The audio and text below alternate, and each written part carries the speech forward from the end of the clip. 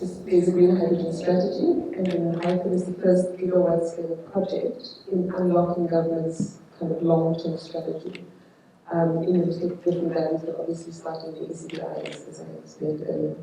So I think that's the first clarification. So the scholarships that we refer to are actually scholarships being awarded by the government, based with grant funding from BMWK, which is German funded.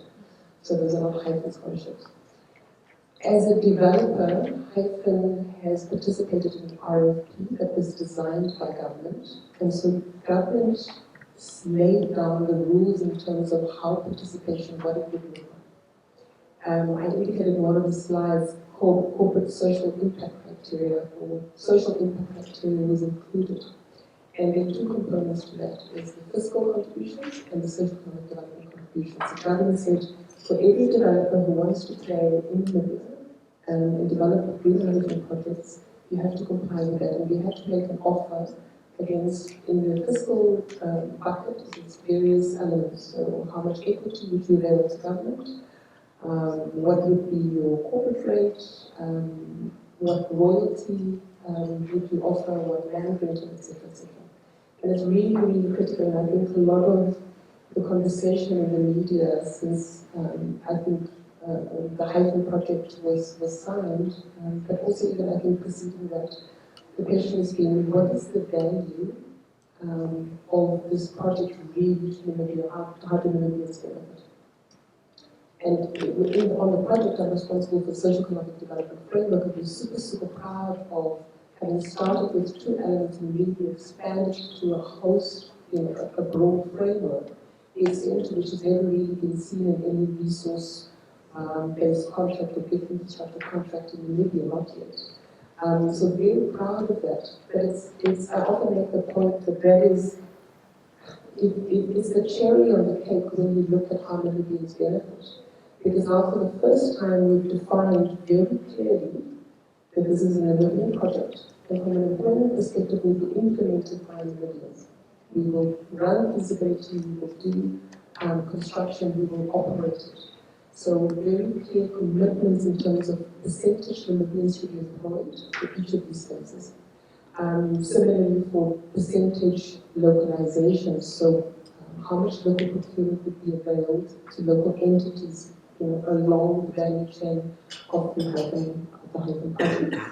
So fantastic that we have that, so that's a clear way that Namibians benefit. But the real way in which Namibia benefits under the fiscal contributions.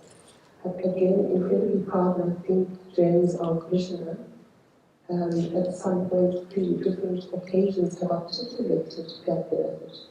And on a proceeds, how much the Namibian government takes off that contract is over 50%. So that's how Namibia benefits. It's through each of those individual elements. And I'd like to highlight, for instance, there's an environmental levy that is negotiated. There is a land rental. The Namibian government strategy was pretty brilliant from my perspective, because it said we have all of the factors that make for fantastic green hydrogen projects in the world. So access to land, fantastic co-located wind and solar resources, access to market, water, etc. Come and test the feasibility of a green hydrogen project, gigawatts large scale. And while you do that, you will pay us land rentals for investigating that. And it is done brilliantly and not exposing, through, even with what Benedict was saying now, exposing the government fiscus to any further liability, but attracting investment to do so.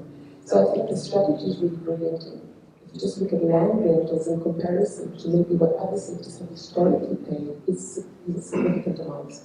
So I think the question of how the Namibians benefit, first, I think there must be an understanding of what sits within that fiscal component, and then secondly, the government has done really well to push Hyphen as a developer, and we've come into the project saying, and I made the point earlier, if we do not include capacity building obligations of ourselves to support the readiness of the country on skills and capacity building for entities, we won't achieve the Namibianization that we strive for under the project, and that is so key.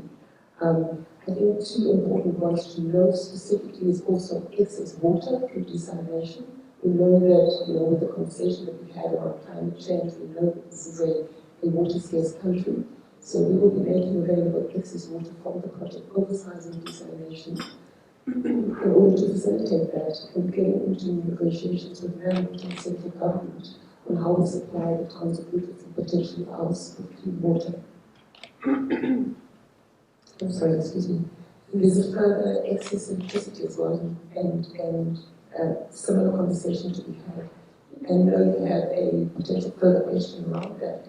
Such an important one because we're talking about security of supply to Namibia, because as you know, the Helen project is looking to implement wind and solar projects up to 8 gigawatt.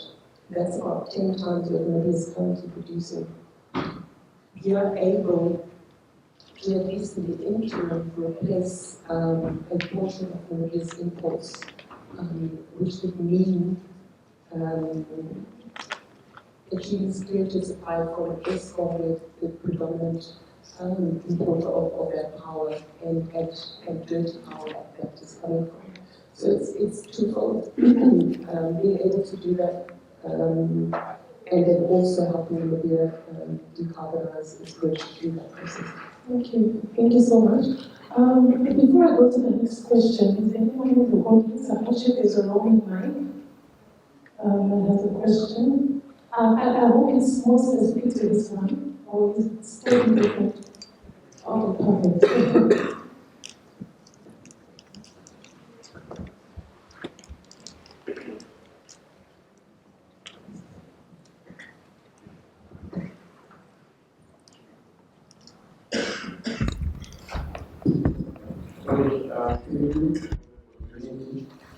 My question is to Ms. Brown.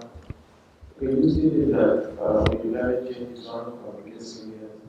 Now, what new fixes or key performance indicators can be used to tell the progress of these ESG's goals? So what can we use in order to determine the performance where we want to get, where we are coming from, and where we want to get in terms of progress?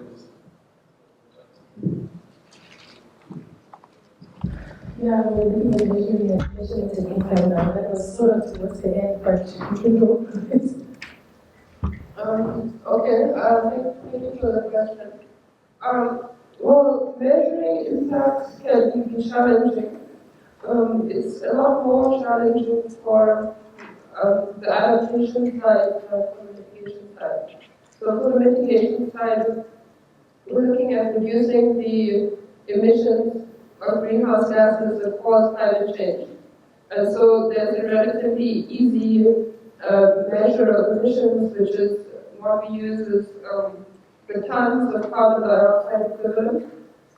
Either that are reduced from a project or that are avoided, or that is sequestered in the case of for example, a forestry project that's actually absorbing, with its growing trees actually absorbing carbon dioxide. So on the mitigation side, it's relatively straightforward. But on the adaptation side, we're looking at how you can build the resilience of communities or ecosystems or societies to the impacts of climate change that are already being felt. And how you measure resilience can be quite a challenge. So what it usually involves is setting a baseline of what the status quo is, and then coming up with some project-specific measures of how a project might make a household or a community or an ecosystem more resilient to impacts, and then you might have metrics that are like kilometers squared of mangroves planted to protect a coastline from saltwater intrusion or to protect it from sort of coastal degradation, or a number of households that have access to clean drinking water that makes them more resilient to climate change impacts, for example, something like that. So it tends to be quite project specific, and it is one of the challenges in tracking progress. Thank you. I hope that was sufficient. I would like to go back to Mr. Benedict to chat to us a bit around making the youth or the public aware of some of the innovative tools that the fund has for climate action. And I'm sure for some of us, it was probably the first time to see some of them. How are you going about, as you know, an extension of the government to ensure that the public is aware of the different offerings of the fund? Yes, that's a very good question. Yeah. You realize that we are only headquartered in Finland. That's so unfortunate, serving the entire country. But we try to engage the youth on different platforms. We use a lot of radio as well as social media. Because we know most youth are on social media, but those unfortunate ones who are in the rural areas without access to internet, and we try to reach them on radio. But we also work through partners who've got a strong presence in the regions to try to transmit our messages to them. These partners range from civil society organizations, like the RTNC, they've got a good footprint in many, as well as the Zambezi. Then we've got the governance offices that are really not doing great job to serve their communities, etc.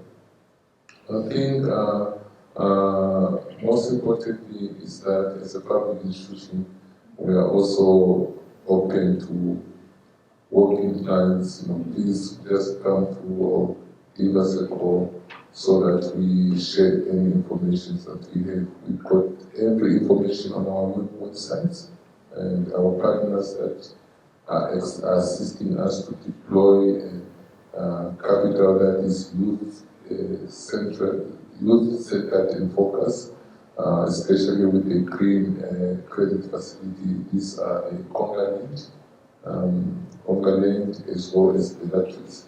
These are unlisted fund managers that we've mandated a task of deploying capital towards those projects. The green credit facilities targets many youth as well as female-headed businesses.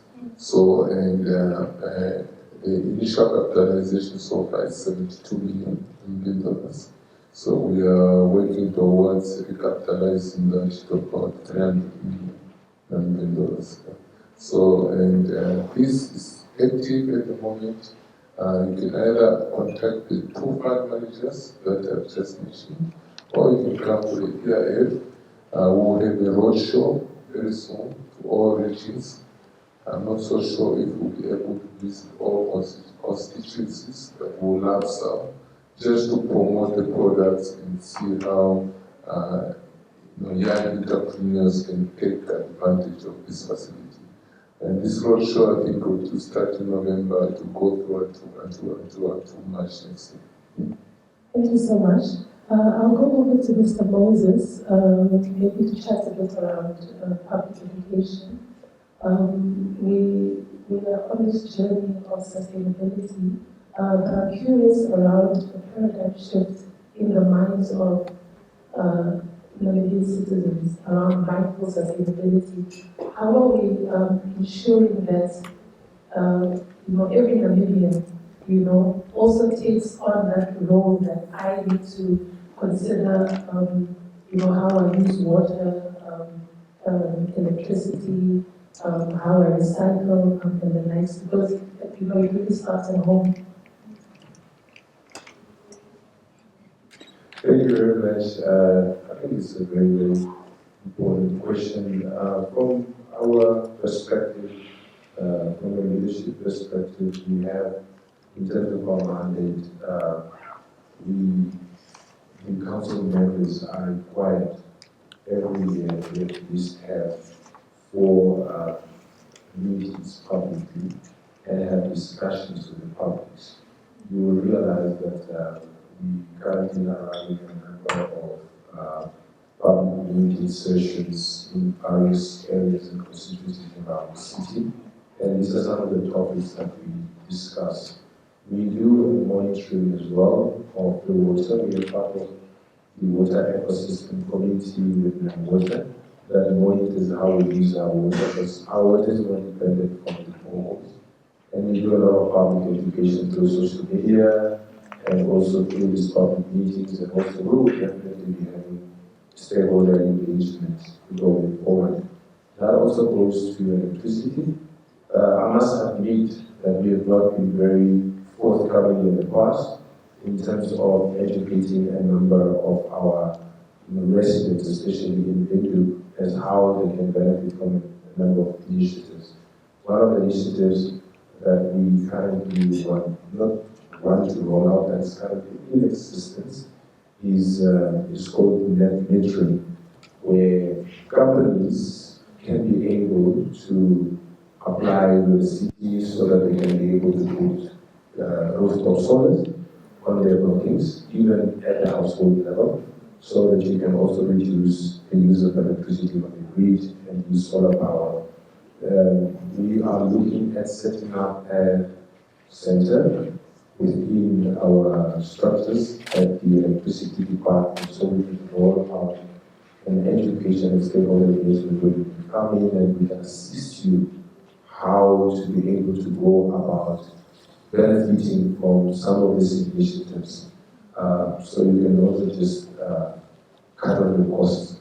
So a number of media campaigns we do, public meetings, of course stakeholder engagement, and dedicated centers that we will put up just to make education are some of the initiatives that I think we will be using in order to reach out to our residents in Windhoek.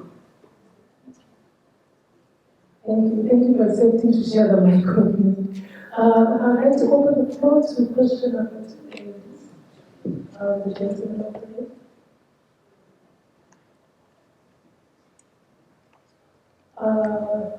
Is it ladies first?